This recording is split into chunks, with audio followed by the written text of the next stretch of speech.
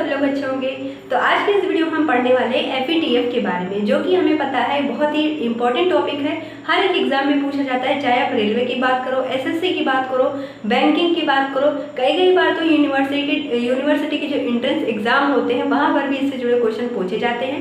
और यहाँ तक कि UPSC में भी तो बहुत मोस्ट इंपॉर्टेंट टॉपिक होता है ये किसका, FATF का। ठीक है, तो बहुत आराम से वीडियो को देखिएगा, जो भी इंपॉर्टेंट नोट आपको करने लायक हो पॉइंट नोट करिएगा। पहली बार अगर वीडियो को देख रहे हो, इस बारे में पहली बार अगर पढ़ रहे हो, तो पूरी टॉपिक जितना भी मैंने यहाँ पर पॉइंट लिखने चल रही हूँ सारे को आपको नोट करना है। ठीक है, और हाँ, लास्ट में फीडबैक जरूर दिया करिए कि हमारा जो ये वीडियो था वो आपको कैसा लगा, और अगर अच्छा लगता है तो और लोगों के पास भी आप लोग शेयर कर सकते हैं। ठीक है, चलिए स्टार्ट करते हैं। माफ़ करिएगा, थोड़ा सा मार्कर गड़बड़ हो गया है। ठीक है, चलिए थोड़ा सा एडजस्ट कर लीजिएगा। ओके, देखो अब हम सोचते हैं, लिखते हैं, चलिए देखते हैं FATF पहली बात तो है क्या। ठीक है, तो देखो FATF क्या होता है, इसका फुल फॉर्म पहले ध्यान रखो, लिखो कॉपी पर। इसका होता है फाइनेंशियल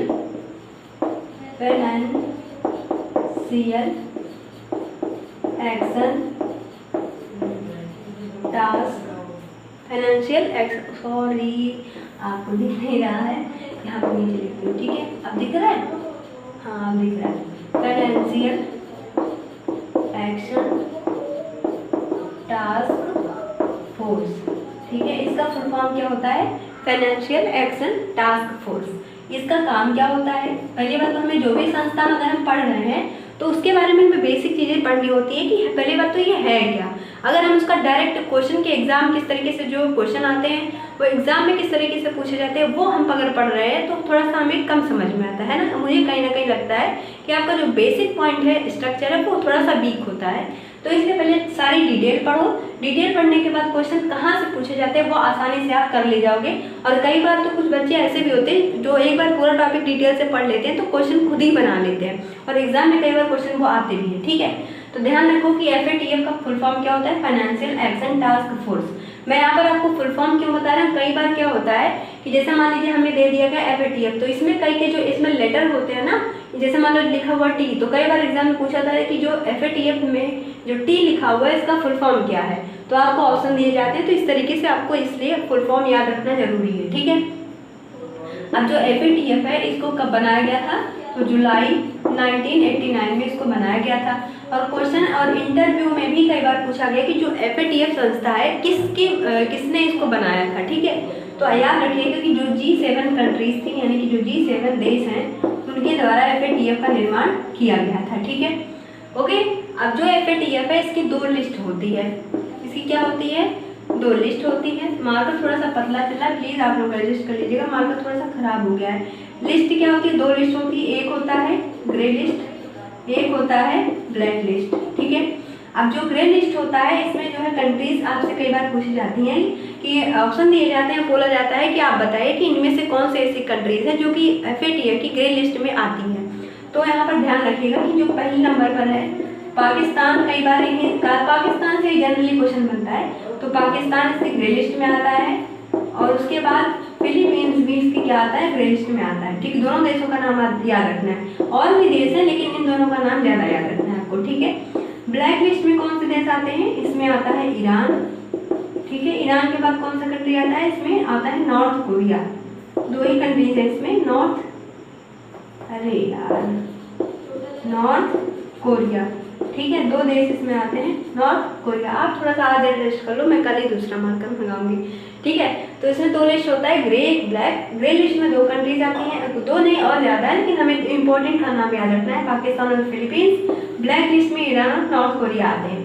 अब ये हमें मैम समझ नहीं, आपने बता तो दिया कि ग्रे लिस्ट होता है, ब्लैक लिस्ट होता है।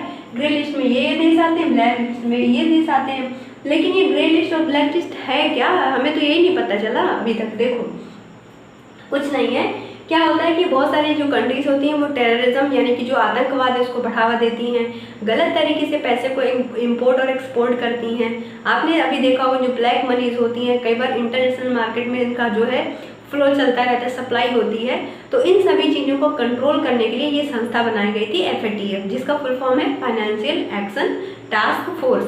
अब आप देखोगे फाइनेंशियल एक्शन टास्क फोर्स मतलब एक ऐसा फोर्स है जो कि फाइनेंस से जुड़े हुए जो भी गलतियाँ फिर जो भी गलत काम होते हैं उसको रोकने का काम करती है। इसके फुल फॉर्म में ही इसका आधा मीनिंग छिपा हुआ है। ठीक है, मेरा गला थोड़ा ना जुकाम हो गया तो गला थोड़ा सा आवाज़ सही से नहीं आ रही है। देखो इसकी जो है 2 लिस्ट होती हैं, ग्रे और ब्लैक। ग्रे लिस्ट में वो देश आते हैं जिन पे हमें शक होता है कि हाँ ये ऐसे देश हैं, हमें पुख्ता सबूत हमारे पास नहीं होता है, शक के तौर पर, हम संदेह के तौर पर इनको हम ग्रे लिस्ट में रखते हैं जो कि टेररिज्म को बढ़ावा दे रही हैं। और क्या होता है कि कई बार जो देश होते हैं वो इनसे लोन वगैरह लेते हैं, तो जैसे कि मान लीजिए हमने इनको ग्रे लिस्ट में रख दिया तो अब हमें इनको लोन आसानी से हम नहीं दे पाएंगे, जिससे लोन आसानी से ना दे पाने से हमें ये प्रॉफिट होता है कि ये जो है गलत पैसों का गलत इस्तेमाल ना करें। ठीक है, और जो ब्लैक लिस्टेड होती हैं वो क्या होता है कि इनको लोन मिलता ही नहीं है। ठीक है, जैसे मान लीजिए गलत काम हमने किया है, हमने टेररिज्म या फिर आतंकवाद या फिर जो FATF के रूल्स हैं उनके अगेंस्ट काम किया है, अगर हमें इसका प्रॉफिट हम इसका सबूत हमारे पास है तो हम इनको क्या रखेंगे, ब्लैक लिस्ट में रख देंगे। तो ये कभी क्या करते हैं, लोन वगैरह नहीं ले पाएंगे। ठीक है, अगर लोन नहीं ले पाएंगे तो गलत तरीके से पैसा यूज़ नहीं होगा। इस तरह चीज़ों के लिए ये 2 लिस्ट हमारे सामने रखी हैं। ठीक है, हमारे सामने ये 2 लिस्ट बनाई गई हैं। अब यहाँ से क्वेश्चन देखो कब क्या पूछा जाता है। पहली बात तो ये ध्यान रखो, FATF को कब बनाया गया था, सन याद रखना आप लोग, किसके द्वारा बनाया गया था। अगर टफेस्ट क्वेश्चन बनता है तो इस यहाँ पर पूछा जाता है किसके द्वारा इसको बनाया गया था। तो ध्यान रखिएगा G7 कंट्रीज ने मिलकर इसको बनाया था। कब बनाया था, 1989 में। इसकी 2 लिस्ट होती है, एक होती है ग्रे लिस्ट, एक होती है ब्लैक लिस्ट। ग्रे लिस्ट में देशों का नाम याद रखना, ब्लैक लिस्ट में देशों का नाम याद रखना। ठीक है, अब ये जो ईरान है, ईरान एक और जैसे कि इस संस्था में ब्लैक लिस्टेड है लेकिन ईरान कई संस्था में एक मेंबर भी है। जैसे कि फॉर एग्जांपल अभी एग्जाम में पूछा भी गया था कि जो SCO है, यानी कि जिसका फुल फॉर्म होता है शंघाई कोऑपरेशन ऑर्गेनाइजेशन, SCO का नवा जो सदस्य है वो कौन सा है।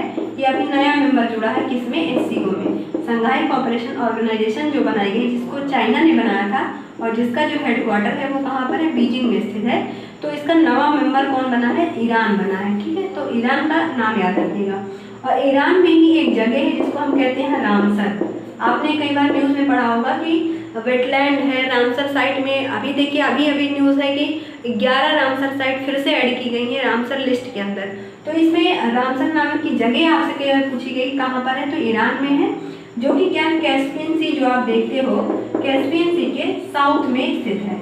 जो कैस्पियन सी है उसके साउथ में रामसर की लोकेशन है। ठीक है, और जो ईरान है उसकी राजधानी क्या है, तेहरान है।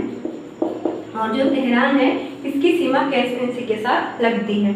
और एक बार UPSC में ये पूछा गया कि जो रामसर नामक की जगह है वो तेहरान की किस दिशा में है, तेहरान के नॉर्थ में है कि साउथ में है। तो मैंने अभी आपको बताया, अगर आपने ध्यान से मेरे शब्दों को सुना तो मैंने क्या कहा कि जो रामसर नामक की जगह है वो कैस्पियन सी के पास है।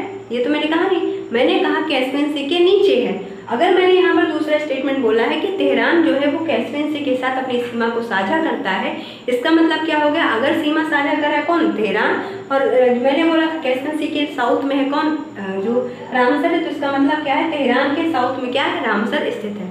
ठीक है, अगर आप शब्दों को ध्यान से समझोगे, कोशिश करोगे तो आपको बहुत सारे क्वेश्चन का आंसर शब्दों में ही मिल जाता है। ठीक है, तो इस तरीके से इतने सारे पॉइंट्स को आपको याद रखना है। ओके, और कैस्पियन सी से लगने वाले देशों की ट्रिक भी साथ साथ में आपको बता दूं ताकि आप याद रखो। इसका जो ट्रिक होता है वो क्या होता है, रिक्त। क्या होता है, रिक्त। हम लोग छोटे थे तो आता था ना हिंदी में या फिर व्याकरण में, रिक्त स्थानों की पूर्ति करें, है ना, सबने पढ़ा होगा। तो रिक्त जो है उसको हम अगर लिखें तो इस तरीके से हम लिख सकते हैं RIKTA।